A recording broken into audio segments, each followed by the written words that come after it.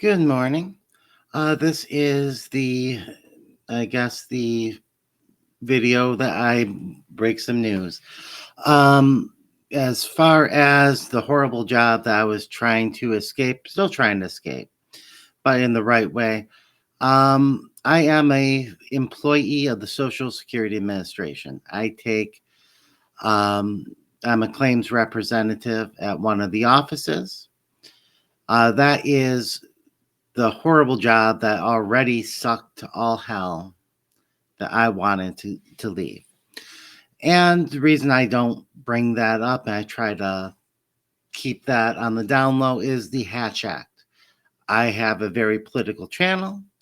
I don't want to be bringing up that work because the Hatch Act is very, very, very um,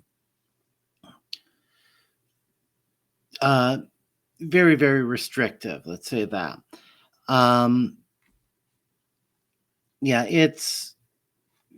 I can't run for a political office unless it's nonpartisan. Even then, if somebody were to uh, declare, partisan bent to their nonpartisan candidacy, at that point I'd have to leave. I can't raise any money for. Well, Hatch Act prevents me from doing it for any political purpose, but the ethics standards prevents me from doing it for anything. So I can't raise money as while I'm a federal employee on my own time to say, help kids from being homeless or something like that. That would be a violation of the ethics standards. We go through a lot. And this is not the first time that I've dealt with having to mention where I work. And I am going to show you here. Here is my website. I have not actually written anything since I started the YouTube channel. But from 2018, this is about 2 years before anyone in the mainstream media brought anything up. Presidential executive assault on the civil service. And this was going on already. I laid out what was going on in quite a lot of detail. And I'll leave the link in the description so that you can see all of this if you want. But this is old, and we're talking about at this point almost 7 years old. That I did that. I put on here to cover everything. Disclosure: the author is employee of the Social Security Administration and union representative of AFG Local 3239.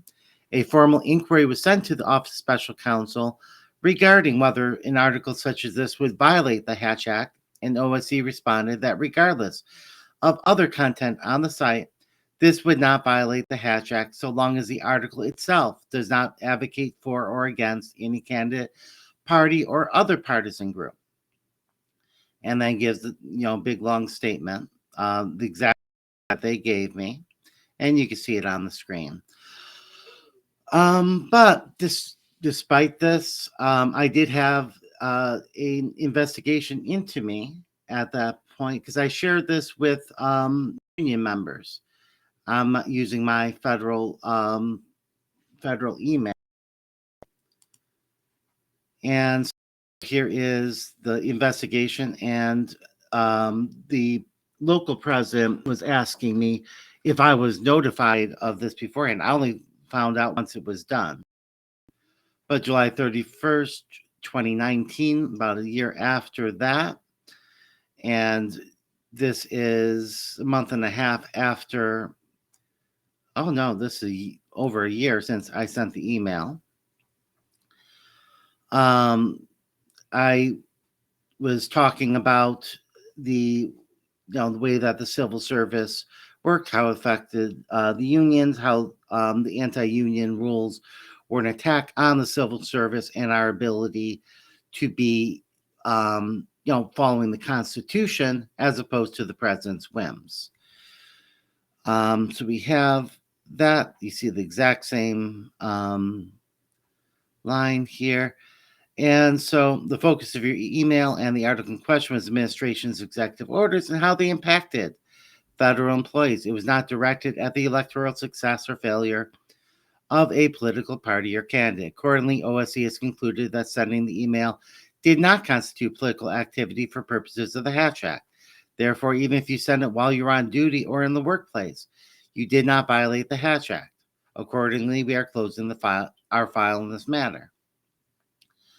And so, very similarly, I am going to be discussing things where I have to bring up the fact that I work for Social Security here. And so the same rules are going to apply. Nothing in this video is going to be partisan at all, even if other stuff on my channel is partisan. And luckily, it doesn't matter for someone like Donald Trump. He can't run again. He has expressed no intention of running for any other office. Elon Musk has come up. He's not running for any office. And so I can talk pretty openly here about all of this, but I cannot say anything about any party or partisan group or da. So we're going to go in and talk a little bit about what's going on. And we're going to start with a little bit about what Elon's been saying about the agency. Now, he's been talking about all this massive waste and fraud and abuse that he's uncovering, and then we have tons and tons of 150-year-olds. What he's, of course, not saying is that these 150-year-olds are getting benefits, because they're not getting benefits. They're not marked as deceased on the agency's records. That's true. And there's a good reason for that. They have, that was not what I wanted to do. Here's where it is. And the issue here is when it comes to these people on the agency records, you're going to have a lot of people who are never reported deceased, especially if they were not ever getting Social Security benefits. Especially a lot of them in the earlier days, before it was very important to keep records, before you had a tie to your Social Security number and things like that. So let's say somebody's working and they die in 1963 at the age of 40. Are they going to get reported that they passed away? Probably not. Why are they going to call Social Security or go to the Social Security office? Much more likely back then to go report that, oh, this person is deceased. Okay, so no one's going to collect benefits on that record. No problem. Unless somebody is claiming benefits under them. So if they have children or a spouse, but they're unmarried, they don't have children, no one's going to report it. If all the children are grown, no one's going to report it. A lot of times you're going to see this with wives. Because, for the longest time, it was almost a given that men would make a lot more than women, to the point that widows or widowers benefits makes no sense to me why a male widow is a widower, but that's what it is. You could only women could get those benefits at first. It took changes to make it possible. Once there were a significant number of men who their spouse had worked and earned more money than them, and was entitled to a higher benefits, that they changed those rules. But no one's, so they're going to be floating around the system, and you don't have anything there. Why is that? It's going to be quite simple, because you don't want to falsify government records. You can't just put in a death date. You need to put in the death date, or have some reasonable reason to think that. For example, a family member calls and says, hey, my uncle died on July 5th, and you put that in. But you can't just put in a date, because that would be falsification of records. It only becomes a problem if people are collecting off those records. Let me tell you right now, if a claim comes across my desk and I see the person is 124 years old, I'm going to want to speak to them before I pay any benefits out on that record. I want to see that there's a 124-year-old alive, and they're going to have to prove it. I've never seen anyone quite that old. I've seen people who are a little bit over 100. I think 108 is the oldest I've seen.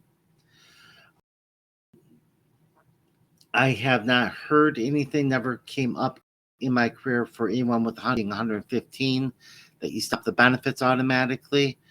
I'm not 100% sure if that's true or not offhand. But like I said, that's something that just doesn't come up. You're not going to run into problems with that.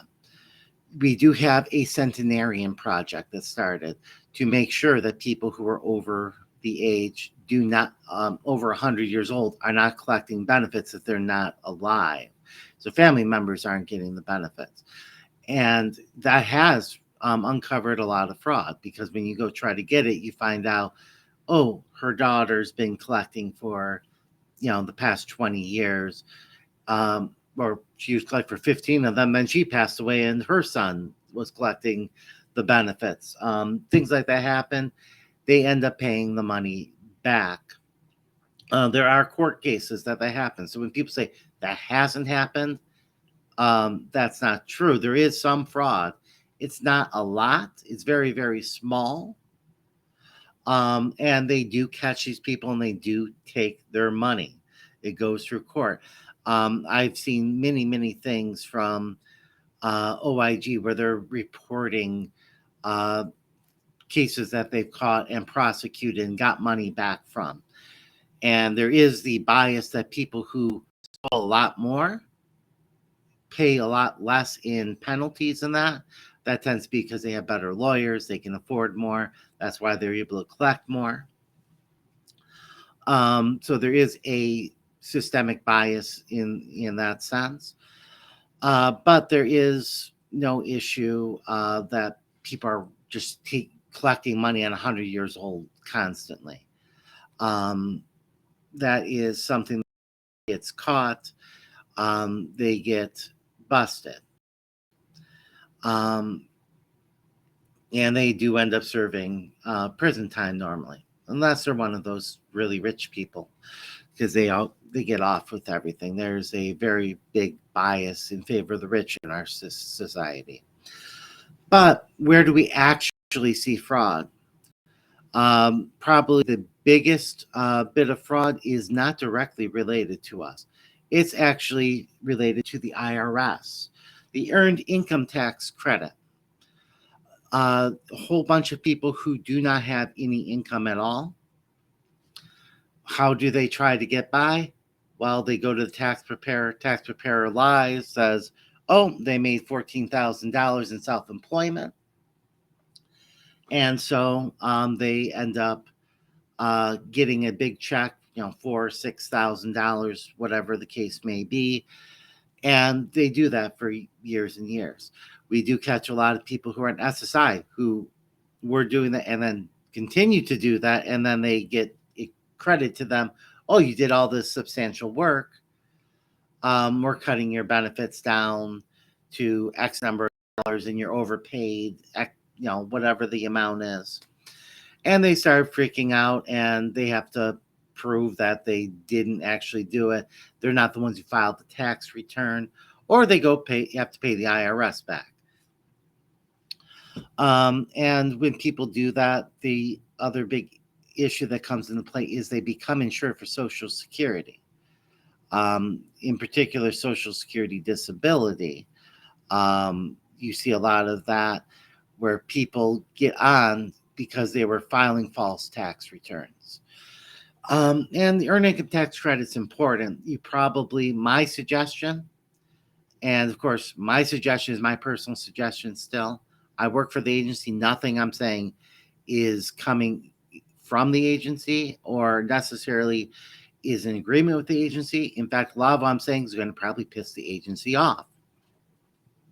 So, of course, what I'm saying is not the agency. But this is me. I've been there 18 years, 18 and a half, actually. I know a thing or two. But these people, what they should do to change that is if you're filing for self employment, you should have to prove that you actually did the self employment. Because there are some people who will do actual self employment, but at least in the area that I work, which is inner city area, um, lots and lots and tons of poverty. Uh, there's a whole bunch of people who just claim they're making between $13,000 and $15,000 each year in self-employment, whatever's going to get them that big bump in how much they get back, and they're not doing it. Our GDP, GNP, all that stuff, it's it's flawed because we have a whole bunch of people reporting work that they didn't do. Then we also, I'm sure, have a lot of people who are not reporting work they did do. So you're only getting a very basic idea with those figures one way or another. But that is probably the biggest thing that we have because there's people where we can't really do anything to prove it one way or another. Are collecting benefits. They paid in the taxes. That's no problem. But they didn't actually do the work. They shouldn't really be getting those benefits. You could argue that it's not something that you'd really want to think of as fraud, at least in the sense that they're looking for, because they did pay in the taxes, at least, and they are legitimately found to be disabled when they have that issue. But we also have the next big thing that I've come across is going to be people who are working. And sometimes you have self employment, but often it's they go back to work for an employer after they're already getting Social Security disability. Usually it's disability, and disability is the one that I'm mentioning right now. People will go, okay, I'm going to go give it a try. They start working. They don't tell us. And because of the lag, we may not find out for, let's say that you start in January. It might not be till the next April before anything appears on the record. Our systems aren't going to catch it till October. By the time we do a work review, it's already into the next year. And at that point, how much do you actually, people are at a point where they're no longer eligible for benefits if they're still working at that level, with a substantial level. And so they end up being overpaid for the months past the first 12 that they've been working. And that is a huge amount of overpayments we get. Now, if they stop working for the first 36 months after that first 12, actually at the first 9, the first 36 months is the extended period of eligibility. They do get paid if they stop working. That's intentional work incentive because we try to get people to work so they're not collecting disability and not trying to get back in there. But you the issue that comes up is they end up with these overpayments, and that you may have a year in that case before we do the review. That's if we're on the ball, but often we're not on the ball because very specifically we don't have the funding. We don't have enough people to be doing all these reviews constantly. There's a limit to how many reviews we're allowed to do. Because they need to make sure that we're using our time doing other stuff, handling the current benefits, getting people onto Social Security, answering the questions to the public that come in or call on the phones, all the new appointments that gets it. And there's been years, I think there was one point where for 10 years we didn't do a medical review. For 3-4 years in a row, we didn't do any work reviews. It was just, you don't do it. And so people get overpaid by a lot in that case. So I've seen, $80,000, $100,000 overpayments from people because of such situations. And it comes down to, we didn't have the funding to actually put the people there to actually enforce it. And that is where the problem comes down to, because Social Security is very, very understaffed. That's why it's so stressful of a job. We've been understaffed for decades. When I started at my office, um, I came from the teleservice center in 2008 to the office. And we had 8, 9 people in my unit who were handling Social Security claims under Title II of the Social Security Act. We're down to this point to 1.8 people in that unit. That would be me, the 0.8, because I'm working 4 days a week right now. I went to part time to do some focusing on school. This is my off day.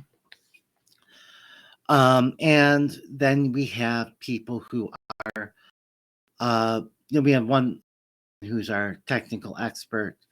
That's our other one in the unit. SSI from probably like 16 or 17 people down to about now. That's just my office. What happened? We've had offices that have been closed altogether. We just don't have the manpower that we used to because Congress has not been appropriating it.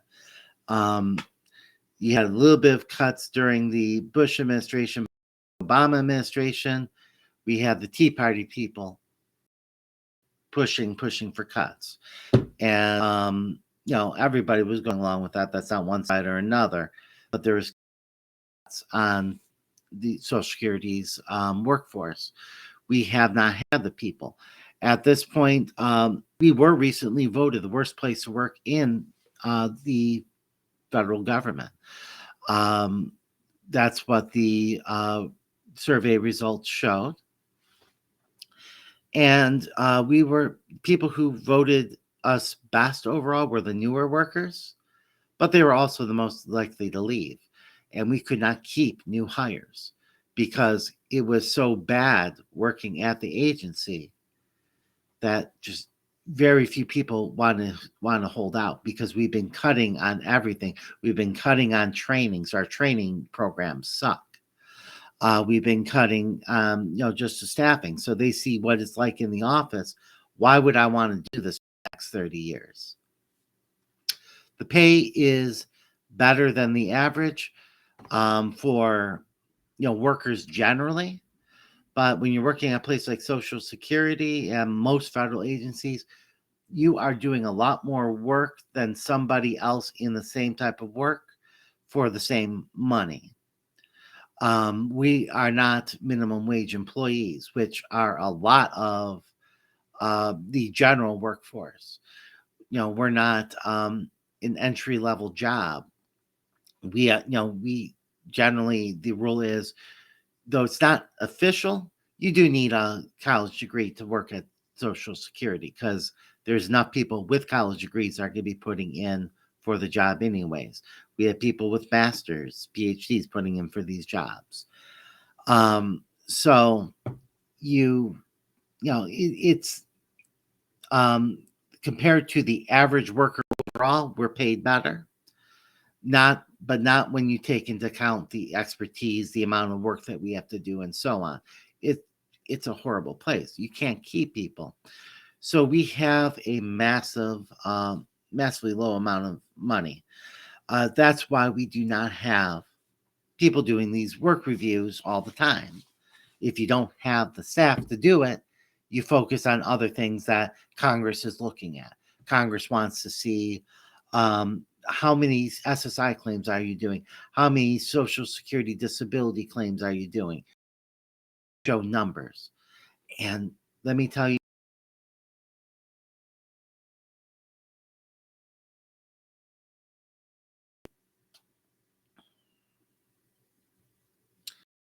it's the worst thing you can possibly do when you are looking at somebody who has the ability to affect the. So if you're looking completely from the outside and you want to look, okay, Social Security Administration did this, this, and this, that's great. That's what you're supposed to do. But it's because the person who's looking at it has no ability to affect the results. But when you're going telling the agency you have to get this, this, and this done, these numbers, people, that pressure gets put down from the very top onto office management, onto us local workers. And what people do is they find ways to make those numbers go up. When I first started with the agency, I got in trouble with my supervisor because I took a waiver and went straight to processing it to a denial or approval. That's not how we do it in that office. You're supposed to do one day that you do an input. Um, you do an input saying that you received it, another one with the next step. The last one was you finally make the decision, and you do on 3 separate days so that we get credit for each separate day. Um, we have a lot of times when you can get rid of an SSI claim because the person's has an income of $5,000 they're getting from their job that they used to work at or something a month, or it have to be 5,000. And more commonly, you might see they'll have like $1,100. Maybe they're getting some sort of short-term disability from their work. So you could just put in an informal denial, say, we're not going to bother taking the claim. We're taking your Social Security claim. You don't, if you really want a formal decision, we'll make it. Let us know. But otherwise, you don't appear to be eligible because you have too much income. Management was stressing, no, you're going to take a claim, take the abbreviated claim, you get credit for that. And so you get that messing with the numbers. And so Social Security looks like it's done a lot more than it actually has. And some of that is actually, I would consider waste because it takes time to go take an abbreviated claim as opposed to just giving the letter. It takes time to go through this 3 separate days rather than one. Now, a lot of that has stopped as of late, but that is what, Social Security has done for a long time. That is waste that's done to try artificially fit numbers. So numbers, this whole I can't use that term. This whole corporate ideology that you want to be able to show your results. It's not something that you actually want to show. It's because people start doing things to make numbers look bigger. And if you look at the technicality, yes, that should be a bigger number, but it's only a technicality and it doesn't actually help people.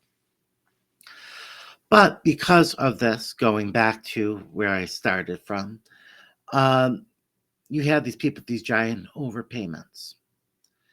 I've definitely waived big bunches of them twice. 2 different people, let me say.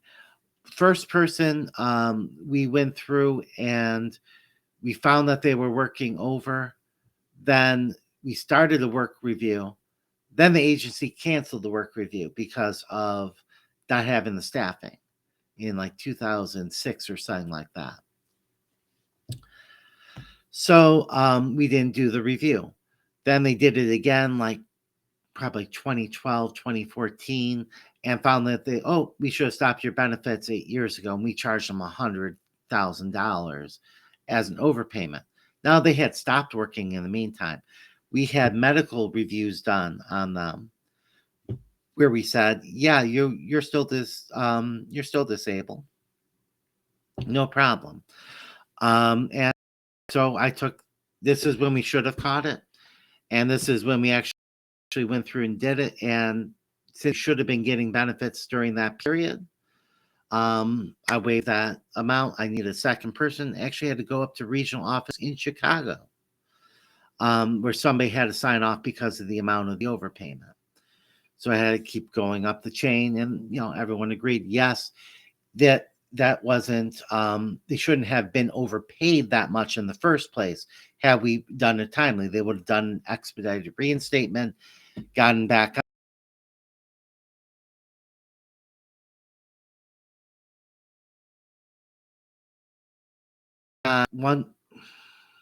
that's one way that you really want to be careful, because a lot of what we do say that we have overpaid people we didn't really overpay people because we have instances like that where they should have been getting benefits. They should have been entitled from this date to this date, but we didn't get around to it.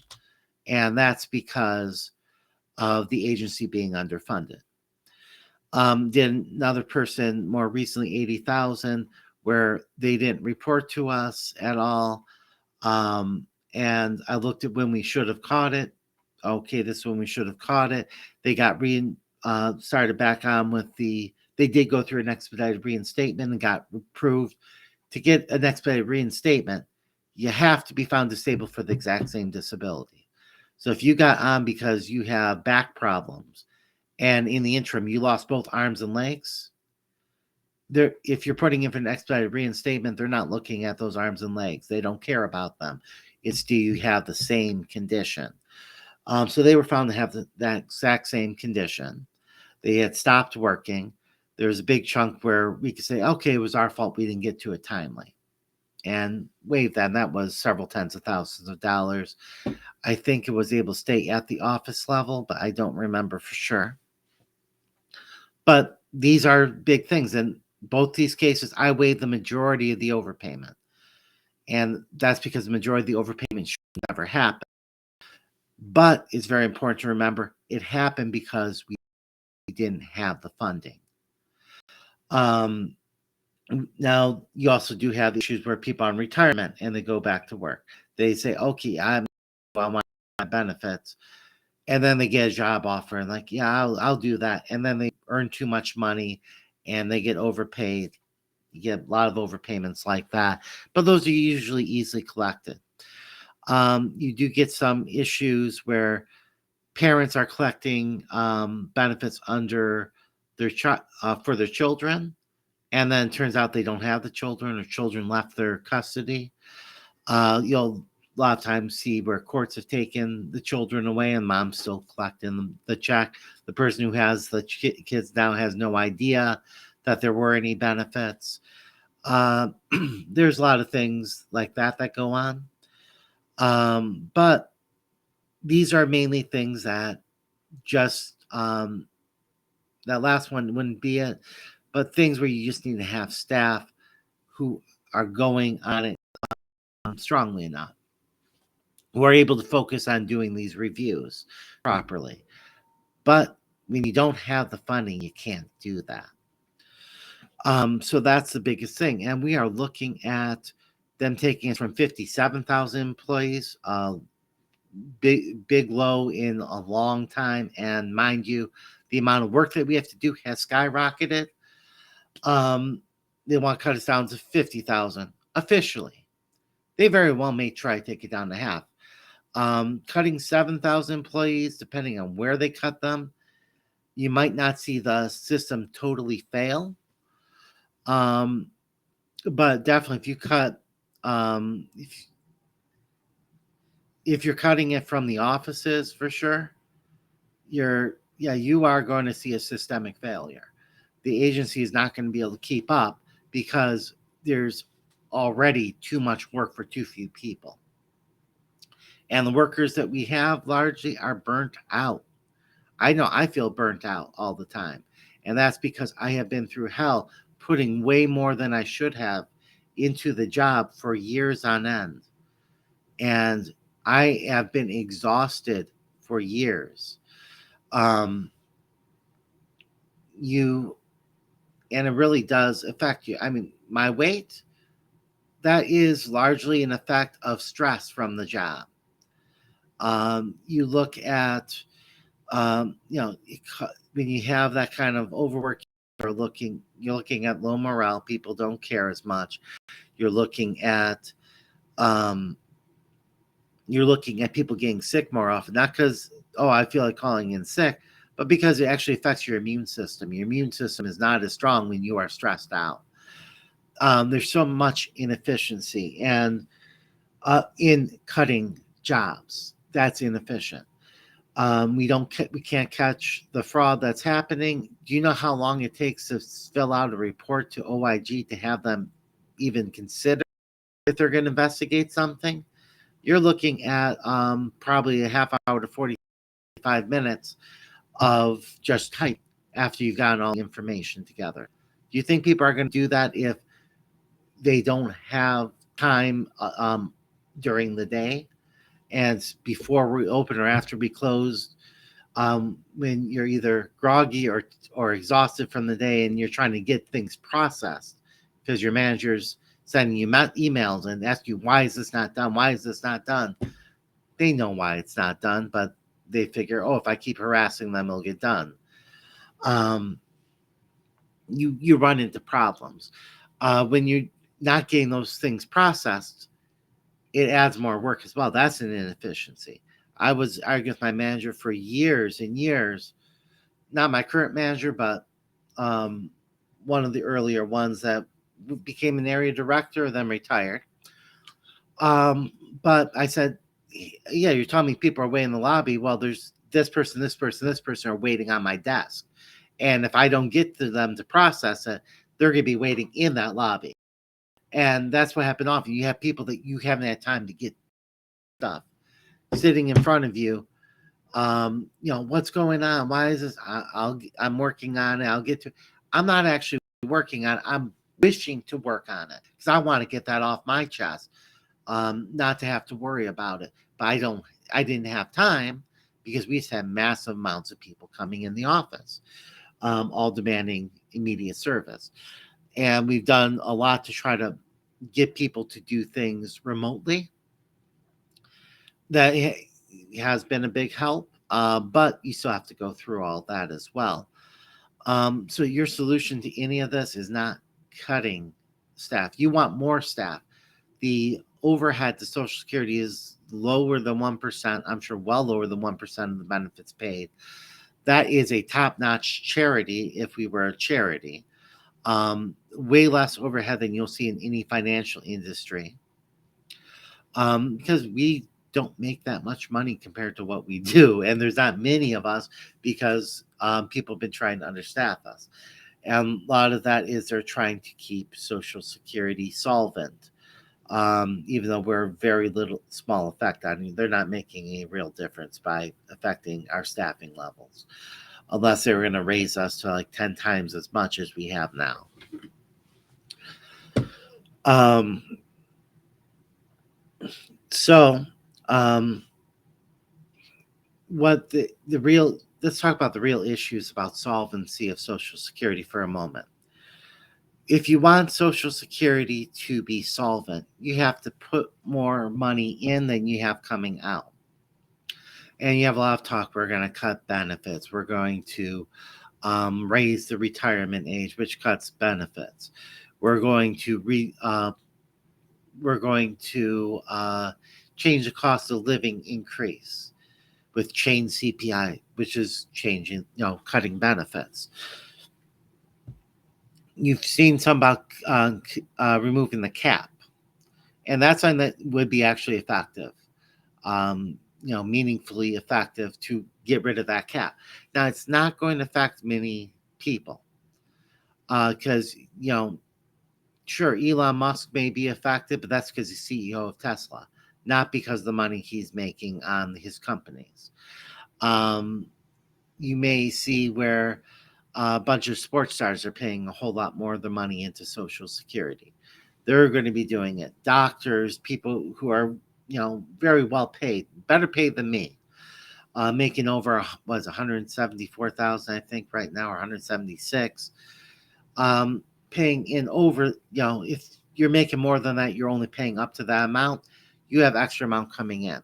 And this is extra effective because the way the Social Security is calculated. When your Social Security benefits based on your top 35 years, if you're disabled, they use fewer years. They adjust them for inflation, and they average your monthly earnings, average or index monthly earnings, AIM. And then for the first so many dollars, you get 90% of it. The next chunk, you get 30%. The anything over is 15%. So people are getting 15% back. Eventually, these sports stars, these CEOs, these actors, that's who's going to be, paying an extra. You are making solvency. I'm not sure that's the only way that you should be doing it is probably not the best way. Let's talk about the next best way. Um, Massive immigration. Having more young immigrants come in here and being able to work legally so that they're paying into, make sure they're paying into Social Security. Some will work on, using other people's Social Security numbers, which can be an issue if you're worried about immigration. But if you're worried about Social Security or your tax income, that's great because you got people who are not getting anything back who are paying in. Even if they came to me and said, hey, I was illegally under this number for 30 years before I got my citizenship, I want to transfer it over to my account, be like, no, policy doesn't let me do that. You worked under that number. If you did it fraudulently, you don't get the benefit of that fraud. Um, so bring those people in, you're looking at more people eventually, but you have that growth. The same as having, more natural born people. Natural born U.S. citizens, people born in the United States. Um, you have younger workers to replace and help subsidize the next stage. That's one big thing that could be helpful. But the thing that would be most helpful is something that I think we're even less likely to see. Uh, you'll notice that our productivity over the past 50 years has soared. Doing like 2.5 times. We're 2.5 times as productive with our time as we used to be. Now, if we're able to do that, but we don't. Our pay hasn't gone up. Our pay is flatlined, and that's a huge problem. Um, because what you're looking at is when people are getting paid less. Number one, my generation. I'm a millennial. I'm an elder millennial. The idea of affording kids is daunting. It's not impossible. I mean, I'm in my 40s at this point, but you know, it's expensive. It has been expensive for a long time. When I was in my 20s, you think I could have afforded a kid? Hell no. I would not be giving that kid a good life if I did because I couldn't afford it. Um, you have massive, everything is interest. You have college loans that you have to pay that, the older generations didn't have to do because it was really cheap and affordable. And you do a summer job and you could pay for your tuition. You have, uh, you know, all those expenses. People, notice millennials didn't have as many kids. Why is that? Because of the economic impact of things. If we get wages up without massive inflation, which means you take the people are making massive profits and you put that into paychecks, that is a great way to do it. Especially because now you have, they're paying in more money. They're also paying in on the higher end. So they're getting that 15% return on what they're making over it if they're a high earner. Their minimum wage are still probably going to break through that 90% into the 32% range. You're having less liability compared to how much is coming in. And that could be immensely helpful. No one's talking about that. But the fact that our wages haven't gone up since 1973, yeah, that's been a huge drain on the Social Security trust funds. And don't let anyone tell you otherwise. That is a big issue. Now, why are we considered part of the federal budget at all? Because my paycheck comes from that trust fund. That's intentionally done to make sure Social Security is efficient. Um,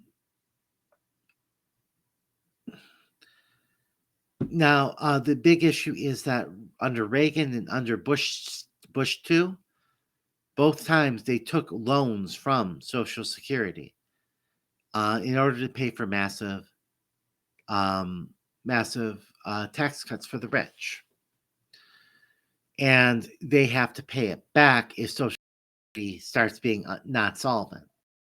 If it goes over the amount, oh, that hits the general fund at that point. And so basically, the only reason that we get involved in any of this is because they want to pay. There's people out there who do not want to pay social the Social Security trust funds back, the money that was borrowed from it. And it was a lot of money that was taken from the funds to pay for tax breaks for the rich. And I'll say that's not limited to one party even. That's nonpartisan, and I think it helps drive home the nonpartisanship. That's not just. But that's the biggest issue. Now you want to have more workers in. You're going to run more efficiently. One of the big issues that Martin O'Malley was worried about with the cuts is if the cut on the back end, you're not going to have somebody who's going to be able to fix systems issues. We get systems issues all the time. I get issues where literally yesterday, I tried to change somebody's address for SSI. I was talking to them on the phone. They wanted an appointment. I think I can handle this over the phone if you want. I got the information. I try to go in it. It gives me an error. Logs me out, tells me to go back in, and it just keeps repeating for a while. Somebody had to go fix that to make it so that we could eventually get that input. Because even when I tried setting up the appointment later, it was using the same system and it wouldn't let me in properly. But we get things like that. We get where a whole mainframe goes down for a while and we have to wait for somebody to fix it. And we can't be productive during that period for the most part. You might have a thing or two that you can look at. You already have stuff printed out for that you can go through. But for the most part, you end up forced to sit idle and you can't get stuff done when systems go down. And that is a problem that you may have, and that creates inefficiency when you don't have enough people there. When you don't have enough people to work through the claims, it creates inefficiency. If I have the time to just sit there and I'm just focused on one task, so I'm not working on one thing, then I get a phone call, and then I have to go back and the system's logged me out of whatever I was working on. I got to start from scratch. I got to stop and remember what I was doing. If I was just focused all the way through, I could do a lot more work than I'm able to do now. And that, once again, comes down to low funding. So when they're cutting funds, it is not helpful at all. Let's see here. Next thing we should talk about.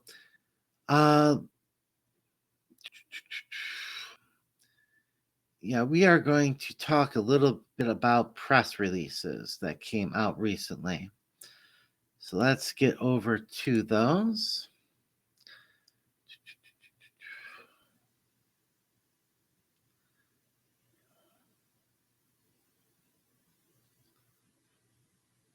If it'll even let me.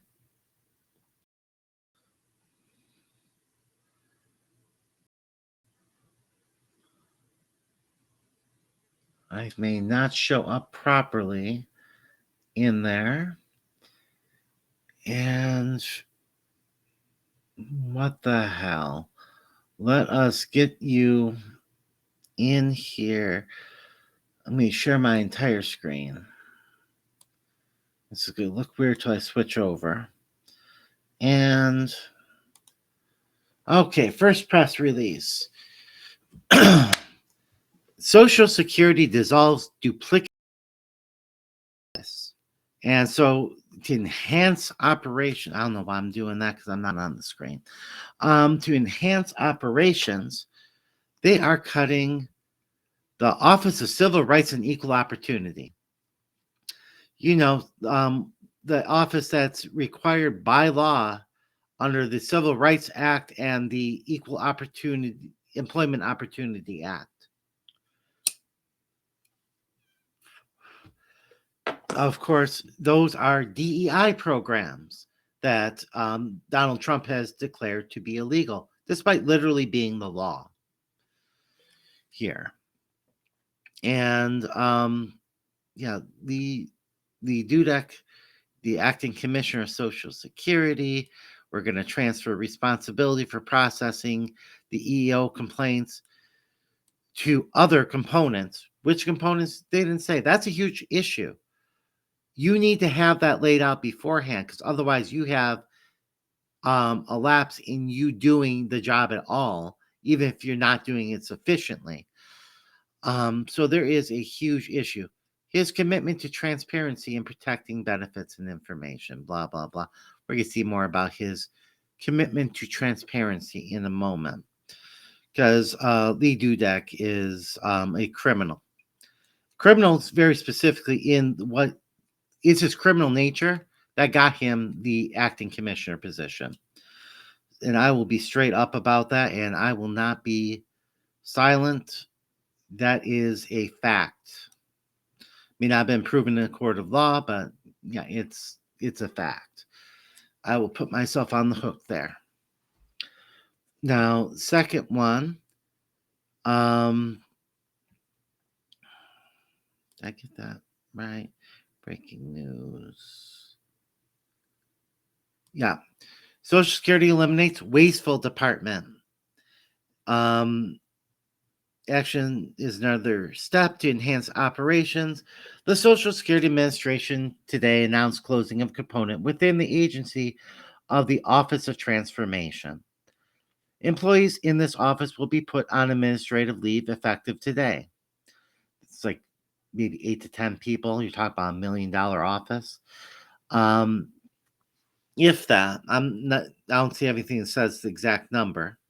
But President Trump has mandated the federal government eliminate wasteful and inefficient offices, and the office of transformation was a prime example, said Lee Dudek, acting commissioner of Social Security. This redundant office was created under the previous administration, and we are righting that wrong. To learn about other changes, blah, blah, blah. Go back and oh crap, did I close something? I closed something else, but we're not going to worry about that right now. We're going to talk about the Office of Transformation in here that they closed. So what is this here? Who do we serve? It's looking at the number of people that are being served. This is a PowerPoint from the agency. It's, of course, public domain. Nothing in here is classified. So this is just talking. Our agency case for equitable change. You see the problem here? It's that it's about equity, about people getting equal access. So disability wait times and backlog, 223 days from initial decision, and there's 1 million cases backlog. The call center wait times are 37 minutes long, and they talk about equity access to our programs. SSI DIB claims are 18% lower in the pandemic. And so we had record low federal employee viewpoint survey is what it stands for. 17 out of 17 areas, record low. And that's what I was telling you about us having the worst rating in the federal government. Yeah. Now, what can we do? We can make quality initial and reconsideration decisions in average 120 and hearings in 270 days, answer phone calls within 5 minutes, provide the public with appointments within 28 days, and you can decide quality retirement claims within 14 days or before first payments due for advance filers. And so we're talking about barriers and challenges. Their vision for this department to transform services by reinventing ourselves in our operating model, to facilitate the most critical business enhancements to serve the public and support frontline employees, overcome obstacles that delay progress, basic corporate talk, putting the customer first, which is, I hate that term because Social Security has customers. It's not you. You're a member of the public. You're a stakeholder. You are not a customer unless you are buying something from us. So if you want a detailed earnings query, you pay $100 or so, you'd be a customer. This is our actual customers are people who are in usually like law firms that are trying to win a lawsuit for the claimant and want to get a copy of our disability records. They got to pay for those records. Um, things like that. Those are our customers. That's not what they mean by this. The agency uses that to mean you. You're not a customer, and that's a huge problem that we look in this corporate manner. And this because this is an old issue. Now next up, we're looking at here. I mean, none, most of the stuff is stupid corporate stuff, but digital modernization strategy. That's one big thing that they had. I didn't know what they were at all before I saw this announcement. Here's another presentation. We got the people who are working on it. We got two people there. Wow. They want to suggest you have a competition to submit your own idea for a phishing thing because they do phishing attempts on us it's once a month or once a quarter. I don't know. Only one I ever missed was because of my long-term COVID, and I double-clicked by accident and clicked on the link just by chance. Like, oh crap. But for the most part, I've caught every other one before clicking. Going back like 15 damn years that they've had this. But these are emails that they try to make sure that we're aware of so that we don't fall for scams and then people get access to your information. And we don't get many of those that are actual threats, but we've gotten some. When you see a phishing email, chances are it's from them. But they had an idea to submit your own idea for a phishing email. How would you trick your coworkers? And they've had things like that where it seemed to be coming from someone in Social Security or such, but you have to see, oh, they're not actually within our office or agency. Some stupid choose your own adventure. Did they really put the restricted? It's not really I'm sure it's not an actual choose your own adventure story. But this was something that they did to deal with trying to get people to be more productive type thing. And it's gonna be some stupid corporate thing. I looked and I took time in the morning to do stretches before I came to work. And so, I was able to do, it would be something like that. I never saw it. It was probably something for just people in management in the central office. Talks about, here's the people who are actually working for the agency or that this specific division that they got rid of.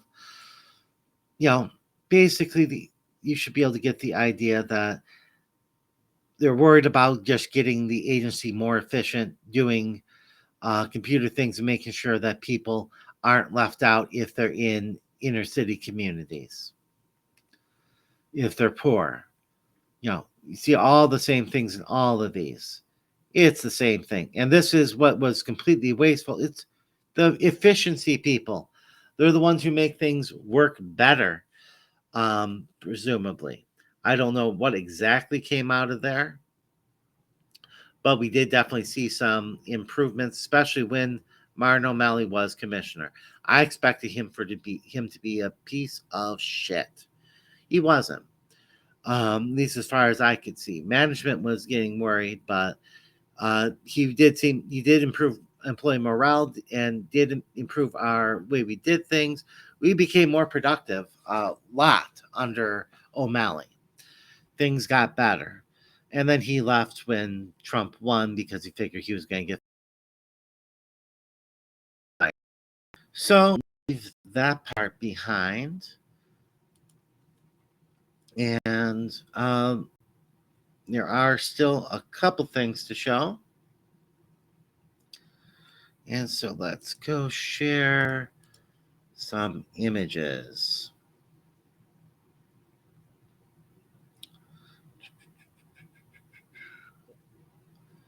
Button I do that, let me actually go back here. One thing I forgot to mention, because I got in different chats, I want to talk about this because we're talking about waste.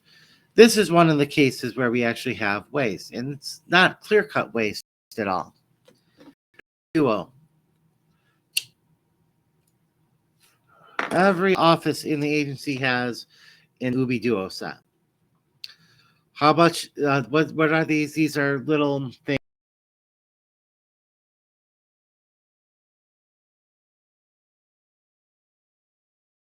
especially create much more comfortable doing that if they're deaf. And so this is an option that they have. They can get an interpreter. They can use handwritten notes and all that. But a lot of people, they do like using uh, you know using tech, actually, using technology, modern technology. Here's what these things cost: $39.95, $42.95, $45.95, $79.95 for this one. And these are, let's look at this $45.95 one. See, it's a little small screen, really small area to type anything, nowhere to keep notes on anything. And oh, it has a split screen, blah blah blah. That is not worth $5,000. Um,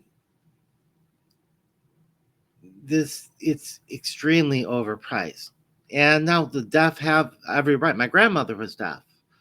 Um, they have every right to have access, but it doesn't mean we should be spending $45.95.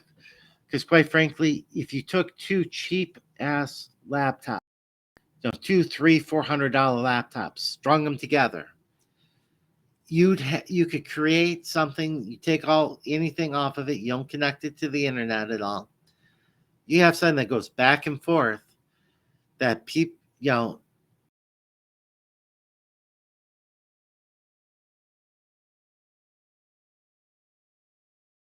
did better. So first time I saw these things, I thought, yeah, this is waste. Somebody in the agency was being an idiot when they bought these. But this, like I said, we have hundreds of offices across the country. They all have at least one of these. It is a large cost, but still, what we are 100 is, we're talking less than $1 million. So we're talking about a handful of millions of dollars that came out for buying these. It's not a big cost, not going to make any huge difference, but it was still wasteful. Would have been better to have enough office supplies, which we have not had. Managers have bought their own stuff. Employees have bought their own stuff when they're legally not allowed to, because the agency doesn't have enough money to give people supplies, and you run out by the time you're able to, before the year's over.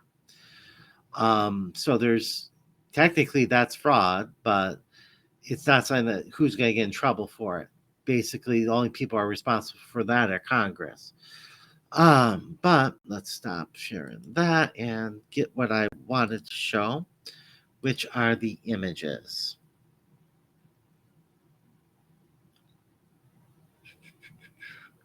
Oh God, was that the thing I could share the whole time? How can I?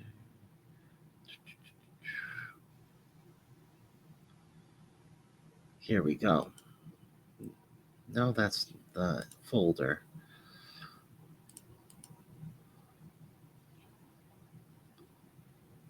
So I have it open. I can see it.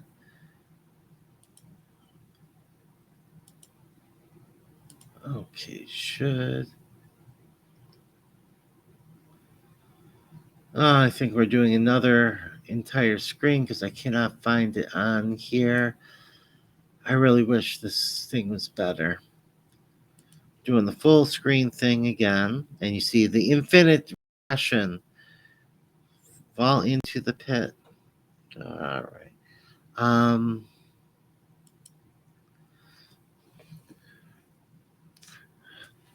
So we're starting off, and I'm going to make this bigger. All right. Message from the new acting commissioner. This weekend, President Trump appointed me to serve as acting commissioner while we await Senate confirmation of Frank Bizignano. I'm probably butchering that name. Um, to be our next commissioner. I am beyond humbled and honored to lead this agency. I know that you will continue to provide outstanding customer service to the millions of Americans who depend on our important programs. I will lead this agency in an open and transparent manner. In my first call as acting commissioner, eh, my first call as acting commissioner was to our Inspector General's office to provide them an opportunity to oversee and review any and all agency activities, including my actions past, present, and future. Transparency is at the heart of good government. Thank you for your commitment to the American public. Lee Dudak. Same day. Oh, no, this isn't the one for the same day. Where are we? This is not it either. Why do I not have it up there?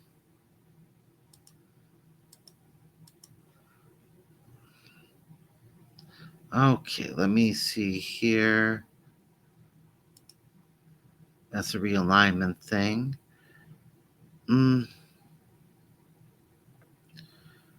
Okay, we're going to the folder. Didn't I bring it over?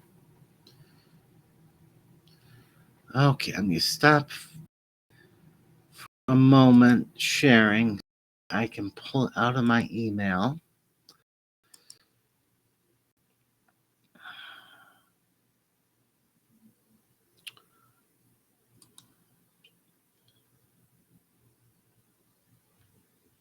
And I don't think it's. All right.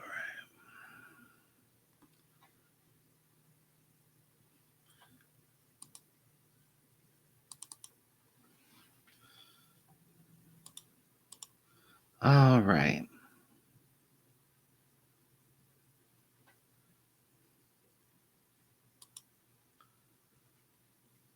Mm-hmm.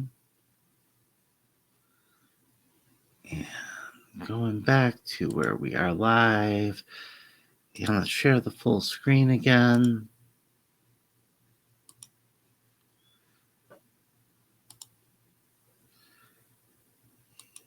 No, not that.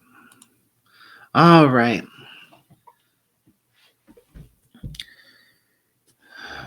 That's not the right one. Oh, this is. I had it open. I named it in a way that looks different than the thing on the top. This is instructions that we got, which is, mind you, the same day he's talking about transparency and all that. Frontline employees may receive questions from the public pertaining to if and how the Social Security Administration is sharing data with third parties, alluding to or explicitly mentioning the Department of Government Efficiency, DOGE. The Office of Communications provide the guidance below to handle these situations. Please share the following language with your frontline employees. If asked by someone who is obviously non media, weird words, use a simple response. I don't have that kind of information, but how can I help you today? Which that way you would get claimant so pissed off if you spoke to them like that. Let me say, first off, you don't talk to them like that. You're obviously blowing them off. If the person is asking question is obviously from the media, the employee can say the simple response, and invite the person to contact our press office. Now, mind you, they still never told us whether or not um, they did share the information. Obviously, because Dudek wasn't removed immediately, he did. In fact, the reason why I know he's a criminal is because he was picked because of the crimes. He was on administrative leave leading up to the to his appointment because he was sharing the information illegally with Doge. He's a criminal. He did share the information with Doge, which are millions of social security records. Now, the ones who are dead, they have no privacy rights. It's shared, it's shared. Other than the any payment records that are involved. Payment records could potentially have information about other individuals. So if I'm looking at the payment record for somebody getting child's benefits, could be on that the person, the parents record, but it could tell information about the kids, and even the person who's at top doesn't have the right to know the address, for example. Those might be kids that are being kept from them for a reason. There's huge privacy issues involved. Now, we're talking about millions and millions of records. I'd say 300 million that are protected. That would just be the Numident records. And then you have the payment records, which would be, once again, hundreds of millions that are protected. Then you're going to have hundreds of million, you have at least tens of millions of payment records.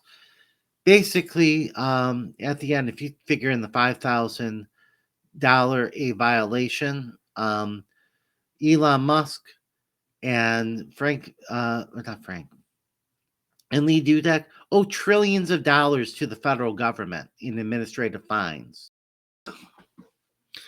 It is a blatant violation of the Privacy Act.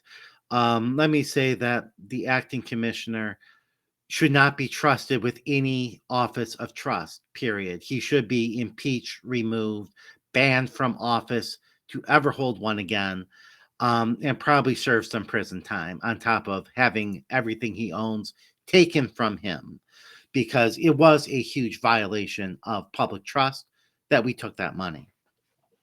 Or not that we took that money. Huge violation of public trust that we gave those records to Musk. And let me assure you that was a Freudian slip, because I couldn't figure out what that could be a Freudian slip for. There's no money being involved there. But maybe he took money, but that wouldn't be a Freudian slip, because I don't know about that. But he was picked because of that. Now I'm getting to that later. Let's look at the guidance for the part 2 of the weekly emails, because we were told first you have to answer that. Oh, it's voluntary. And then now again, you have received the email on Friday, February 28th from sender HR in quotes. That's because it's not all coming from hr@opm.gov. These are accounts named hr@opm.gov that are HR4, HR5, HR6, HR4 through 7 through 19 for sure exist at opm.gov. And you have some people said they were getting from the NIH, but you should have received email on Friday. Receive the email. Review your work over the last week and identify the most impactful mission critical accomplishments that advances are. This is incredibly wasteful. This wastes out what, tens of thousands of hours of employee time to answer this pointless email that they're probably not going to read. Apparently, was it Hergstaff or the Fox News host that Trump put in charge of the military apparently blurted out to the public that the whole point of these emails is to get the sensitive agencies like the CIA, FBI, Department of Defense, and figure out chains of command. So that's why you're sending it to your immediate, to your manager, which means I'm going to start CCing them in the sense of BCCing them, just just to mess with Doge and their who knows what the hell they're planning. It's scary as hell. We are in the middle of a coup still. That's a nonpartisan statement. Blah blah blah. Your response here, and I want to focus on this. Your response to human resource the HR email is due no later than 11:59. Exceptions will be made for employees on leave tomorrow, because this was sent Sunday. However, after this week, everyone will be required to submit their accomplishments before the Monday deadline. Now, what's amazing about this is you have to send it from your government email. And now, first off, you're telling employees that if you have leave on that day, you still got to work part of the day. You have a huge issue with labor laws there. Second, we are, even when we are able to telework, which sometimes we are, sometimes we aren't. And they're talking about taking away that tomorrow is the last day for any management officials to be teleworking, and they plan on taking that away from us, even though we have a legally binding contract saying they can't. They haven't given us an official announcement. They gave one announcement, then retracted it, and then said they're going to come with another at a different date. I don't know what exactly is going on with that. But even if we are telework, we have the telework agreement, we cannot just take our laptops on vacation. That would be a security threat, potentially a national security threat. So basically, by this requirement at the very end, Lee Dudek intends to take away our right to travel. Right to travel is a fundamental human right, the ability to go elsewhere. And so we are not allowed to go elsewhere, because at least not be elsewhere on Mondays, because we have to be somewhere where we can answer this from our government email, this pointless exercise. So here's my response. And people on Reddit love my response. This is my second response. My first response was mostly insulting Elon Musk. But I took what people said at the bottom here. This week I accomplished, it's very, very vague and pointless. This is to all the HRs at opm.gov. You see HR at OPM twice, but that's our like HR 17 and 15, I think. But they come up as HR at opm.gov with those big HRs, because that's what they named it, so people didn't realize what it was. It has yet to be made clear why this information is being requested. Elon has stated that is for getting a pulse, but that would have been covered in the initial HR at opm.gov requests for us to reply yes to an email, which is really creepy, by the way. Why would the word yes be requested? And I do want to stop. I answered received, not yes, because it sounds like they're trying to make us agree to something. Same thing. You don't answer a phone call with somebody you don't trust and use the word yes. You don't do that. So I'm not going to answer somebody I don't trust and use the word yes. Except for, obviously in the format that I have here, that the context is clear. I'm not answering yes to anything. But that's the pulse. If the goal was to get a pulse, then we need no information about what any employee did. Thus, this request is not legal. Since it includes my PII, remember Privacy Act, my name, my email, my manager, and information which is not available to the public specific to me, this request is infringing upon my privacy rights under the Privacy Act of 1974. Supervisory employees in my agency have the right to access this information for work reasons.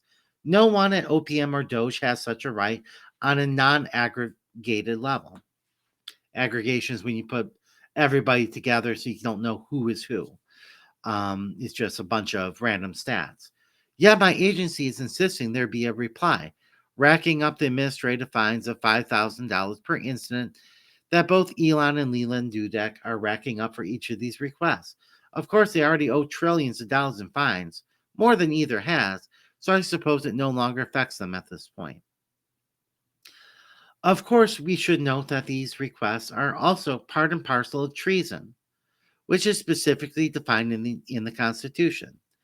Treason against the United States shall consist only in levying war against them or in adhering to their enemies, giving them aid and comfort.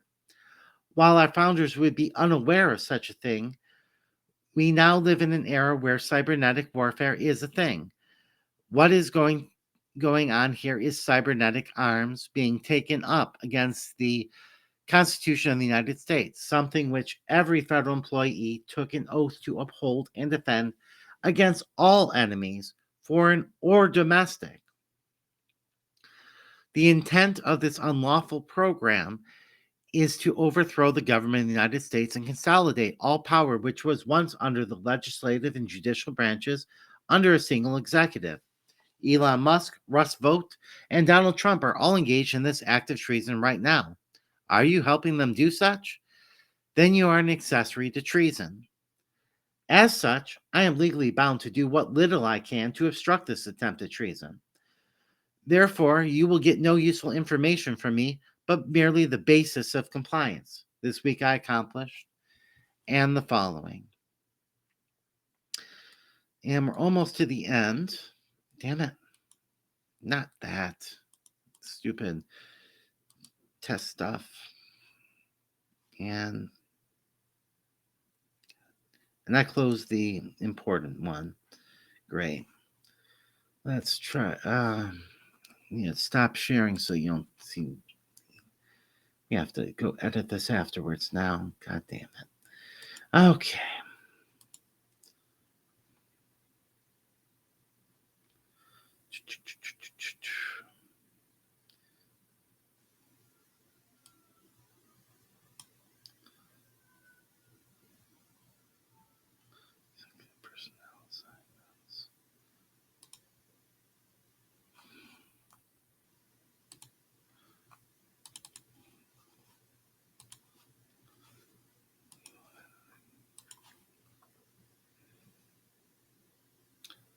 No one ever watches live, so I'm sure no one is watching this.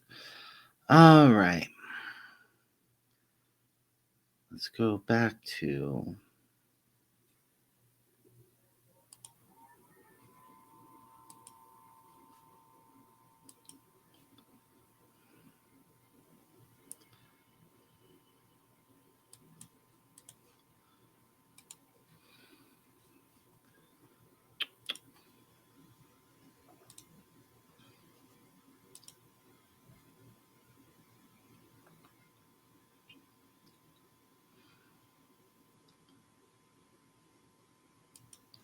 Let's go the entire screen again. And let us look at this. February 28th, 2025, a memorandum that was passed down from Leland Dudek. He has several announcements. The following staff announce their separations. I wish all these dedicated employees their best after many years of public service. So we have a whole bunch of people who are rather high up in the agency. We're talking about regional commissioners, deputy regional commissioners, associate commissioners, deputy commissioners, all up there. They all quit. They don't want to deal with what's going on. To support President Trump's priorities to streamline functions, I'm making the following organizational changes. Mind you, you cannot just do this with just what President Trump wants. This is a major thing that needs like public review and shit like that. Historically, SSA has operated with a regional structure consisting of 10 regional offices. We can no longer afford to operate in this fashion. We will reduce the structure and all agency components down to 4 regions as follows: the Northeast region, Southeast, Midwest/West region, and Southwest region. And you can see what they are merging together. In addition, we have outdated, efficient organizational structure and got rid of 7 positions there, and talks about who's going where. In just case people actually want to freeze frame, I want to show all these things about who's doing what under This administration, chief information officer, blah, blah, blah, a whole bunch of nonsense. But I thought that I had something else. Um, Here we go. Our road ahead. This is what he sent to all of us.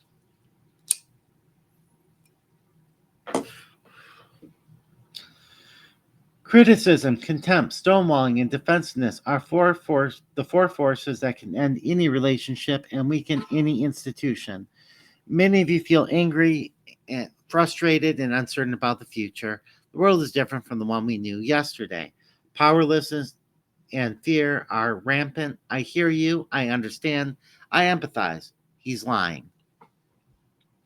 Elections have consequences.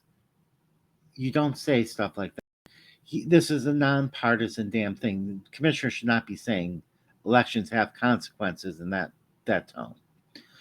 President Biden dismissed Andrew Saul, fundamentally altering the independence of the Social Security Administration. With that decision, the autonomy of our employees once enjoyed change. Bullshit. Trump fired somebody, so when Biden lost the lawsuit saying that he couldn't fire that person, oh, so the president has that right. I'm getting rid of Andrew Saul because Andrew Saul was a horrible, horrible man who was looking to make everyone's life worse. He would have made social.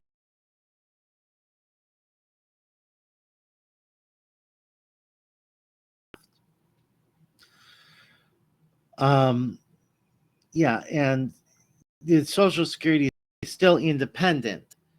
They are not going to do everything that the agency or that the president wants. Just because one commissioner was fired because he was a bad person, wasn't a partisan firing by any means. Andrew Saul was a bad person who violated union rights constantly. He violated the law. It was a firing with cause. Now, under President Trump, we follow established precedent. No, that's not the case at all. We are breaking all precedent. We serve at the pleasure and direction of the president. No, we don't. We are serving the Constitution, the American public. We are not serving at the pleasure of the president. At the pleasure means you can go at any time. You have no rights. That you're an at-will employee. That is not at all the case. This is a blatant lie.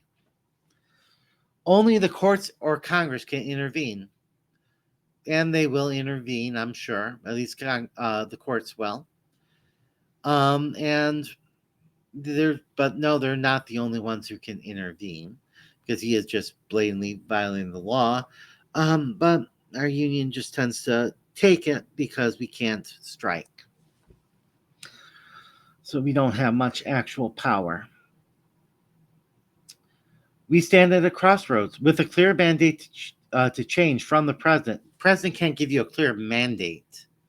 That's not how this works at all, especially at an independent agency.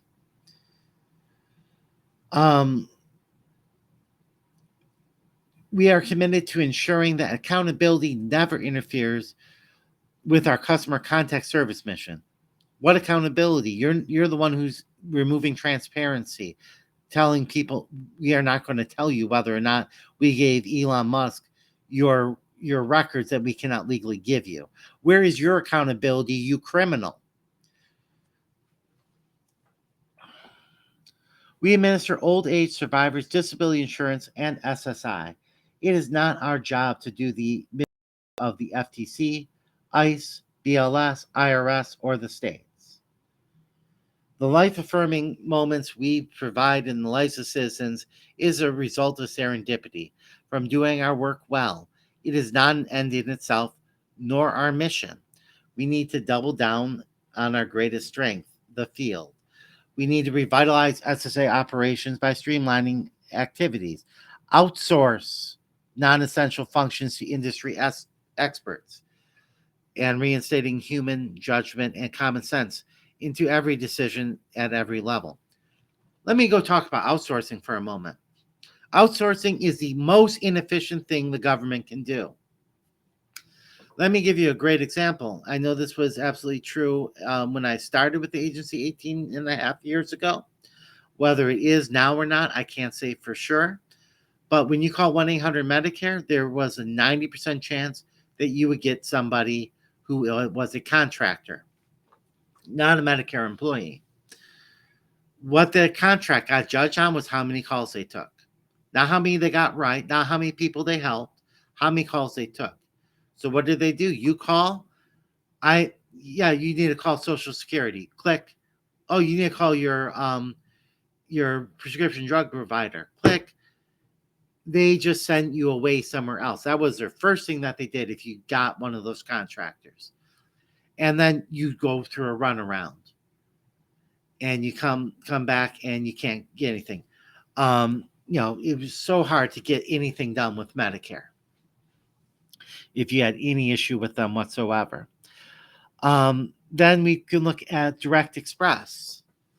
Direct Express, of course, government goes for whoever offers the cheapest price. So Comerica has it.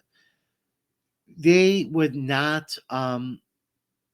They have so many problems running that program. That is where you have a little card that the government will sign you up for, and Comerica sends you out the card. It says Direct Express, and your benefits go on there. They have just shut down people's cards suddenly, saying, "Oh, for security reasons, we decided that we want to just issue another card," and they charge them for that new card, like $17 or something like that. I don't remember the exact number. It's on their website how much they charge for that. They will go and, because after the first one, if you already had one replaced, you get that $17 charge because they decided to replace it. If people have problems identifying themselves, there's nowhere they can go in person. Even where there's a Comerica branch can't help you. So they go get a runaround and then come to us. For the longest time, we were helping these people. And it went from, okay, it takes 15 minutes, 20 minutes, an hour to get through. It was taking us 3-4 hours on the phone waiting. We're being paid. I was making like $40 an hour almost. So I'd be sitting there paying $120 of taxpayer money to try to get through to somebody at the ACH line for Direct Express, because that's what I was required to do, to try to resolve whatever issue that they wouldn't do themselves. Say, yeah, I've identified the person. Yes, this is that person. Give them their damn card. It was a pain in the ass. And we were complaining to them constantly. And then they said, fine, then you can't call us anymore. So they took away our right to even try to help the claimants with that stuff, because they're trying to run it as cheaply as possible. And when you get what you pay for. When you try to run things cheaply, you have low staff. It's very inefficient. It doesn't work well. So doing that whole contractor thing, very, very bad fucking idea.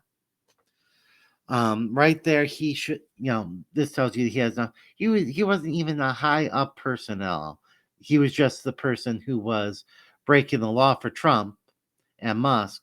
So Trump appointed him to be the acting commissioner. And mind you, none of these people are running for any office, so I can say all the shit I want about them. This transformation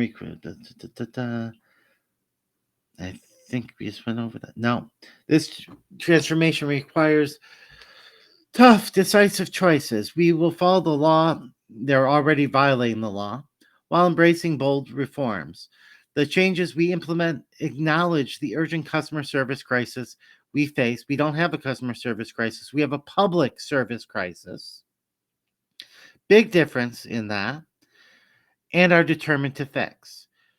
For our dedicated staff and every American we serve, which is what happens, that's public service, these difficult decisions are not setbacks, but opportunities to create a more efficient, accountable, and responsive government. With our reorganization, our regional offices have a seat at the commissioner's table. We have offered voluntary early retirement authority and voluntary separation incentive payments to give colleagues the ability to shape their own futures. Simultaneously, we aim to ensure that those who wish to continue serving have opportunities to do so in public facing roles. Now, mind you, I don't qualify for that.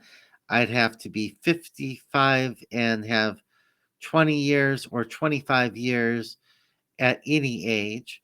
And I have 18 and a half years and I'm only 42.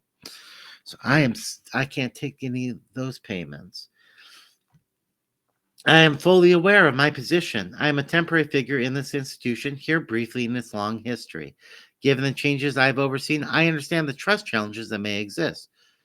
Yeah, you were picked because you were a criminal.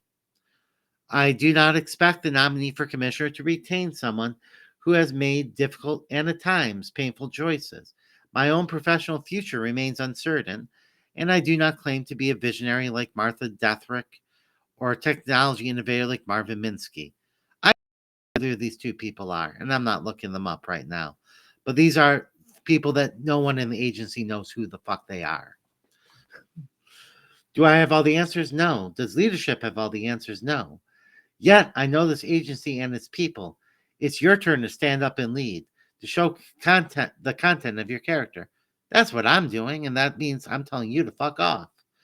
And I'm telling Trump to fuck off, and I'm telling Elon Musk to fuck off because I'm not going to be an accessory to treason.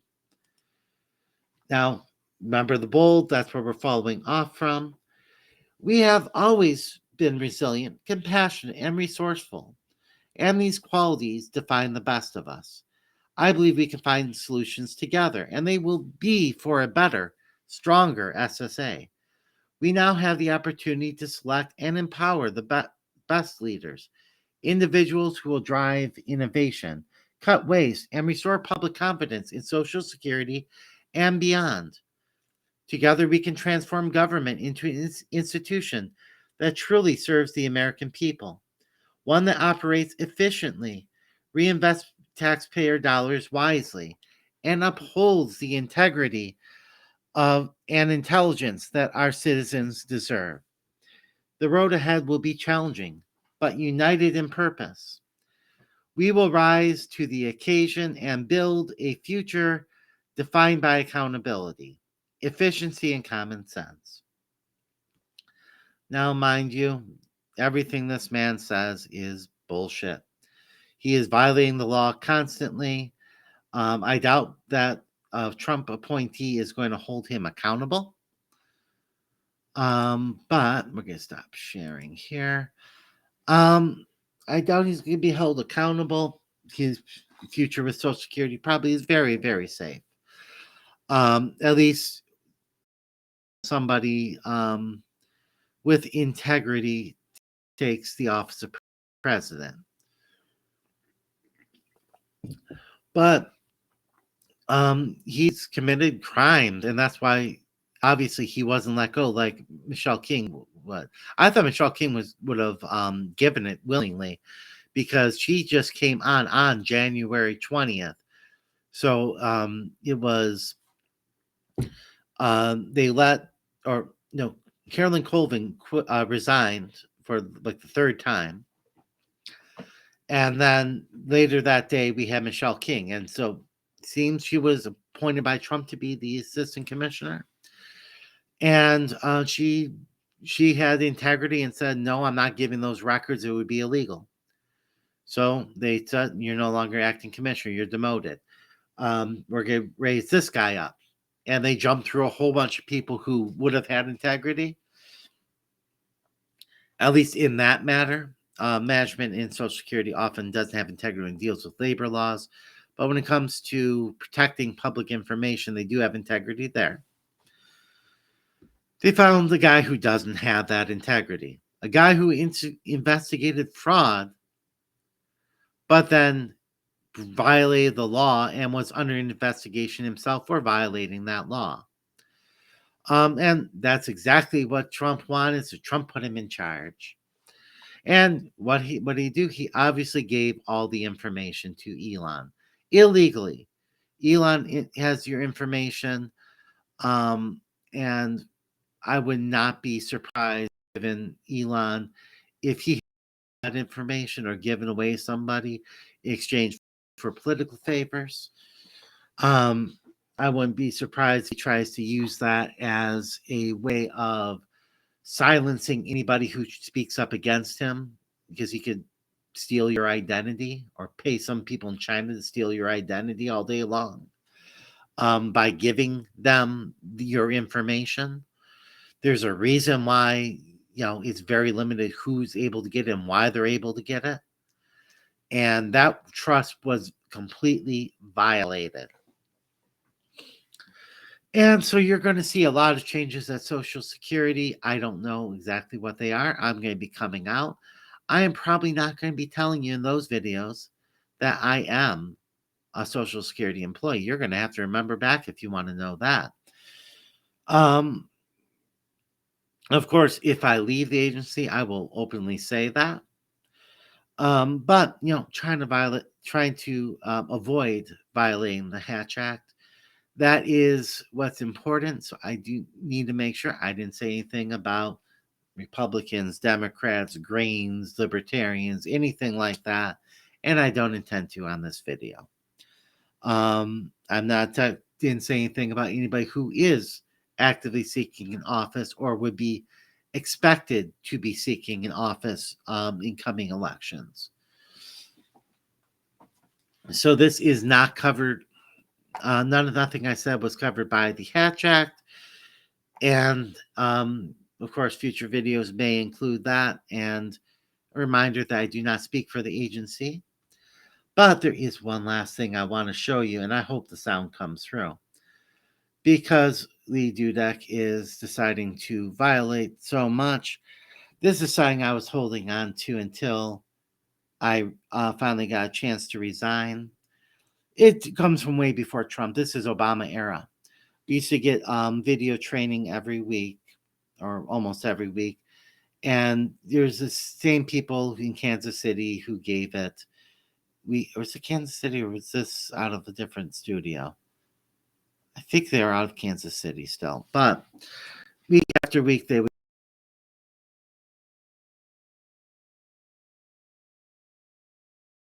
give an actual training. Well, I was there for months on end, day long. It's the same people giving those trainings, and they gave videos where they would tell people, "Oh, yeah, you got this money, you didn't tell us about it. So you're overpaid by $15,000. So we're going to take your money until it's paid off." And the person just said, "Oh, okay then, thank you. You were very helpful," and walks away, which is not at all how that conversation goes. Likewise, what you're going to see is not at all how this conversation actually goes. But the same people who were taming everything down, it tells you a lot about what they think about unions, and they have been thinking about unions at Social Security for years. These were the good times, by the way. These were the times before we had Trump in there, when you still had, they still at least tried to generally follow the law when it came to the union. And you're going to see this. And I came across this when I was trying to look up, forgot what it's called, the type of meeting. I want to say Weingarten meeting, but you have Weingarten rights. But you have a special kind of meeting. And I was looking for what I know. And I was looking what the agency had on the server. And they hired a contractor, because I told you contractors are bad. And this information probably was not supposed to be seen by people like us, not classified. There's nothing sensitive in it, but probably not meant to be seen by employees. This is what those same people gave. And it's exactly as it was. I had to change the file name from .move to something else to get it off of, they have the email. But like I said, this is public domain. And this is what they really think about unions. And mind you, no union official would ever act like this. This is more what you see management act like, because they know they got more power, even though you're supposed to be equals. Realistically, they just get slapped on the hand for violating labor laws.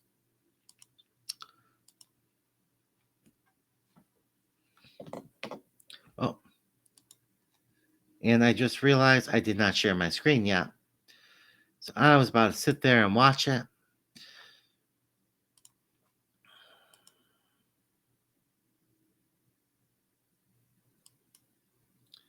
Do it the easiest way right now.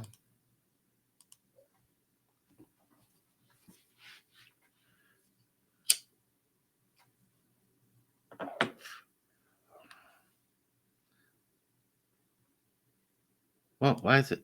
Here we go.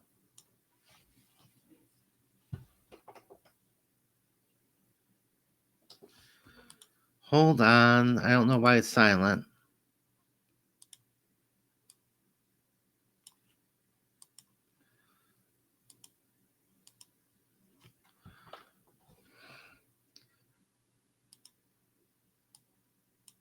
Oh, that's why.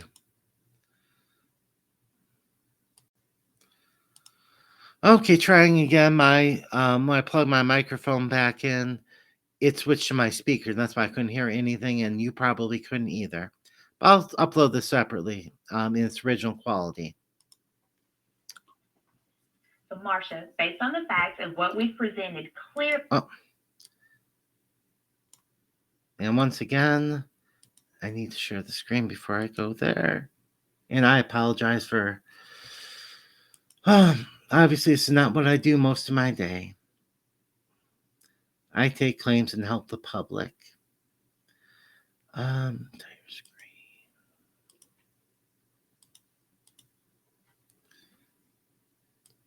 Entitled Robust Debate. Because you have the right to have a robust debate about what the employee did or didn't do in that case. And it's usually management yelling.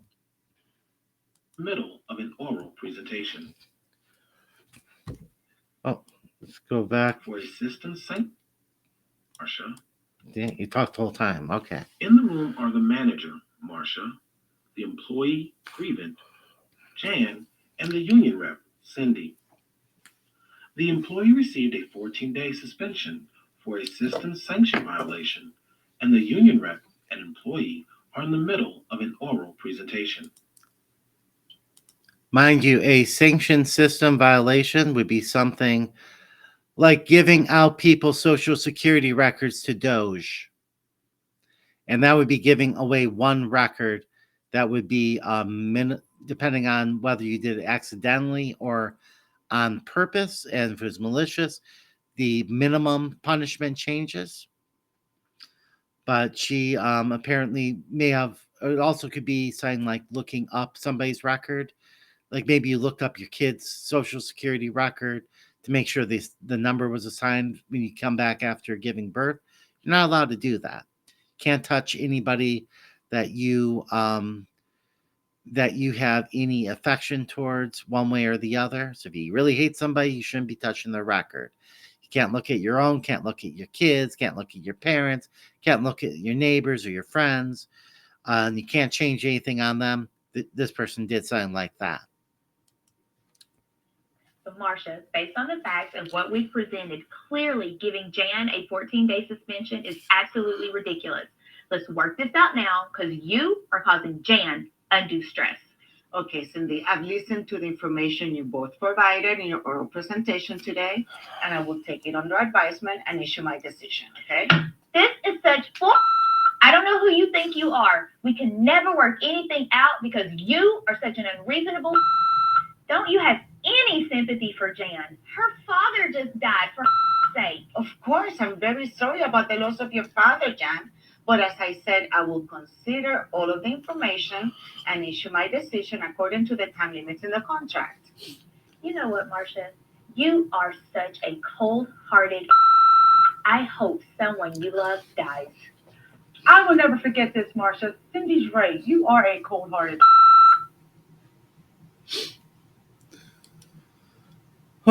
So apparently, when we're in those meetings, according to the agency, we're allowed to talk to them like that, and they can't do anything about it.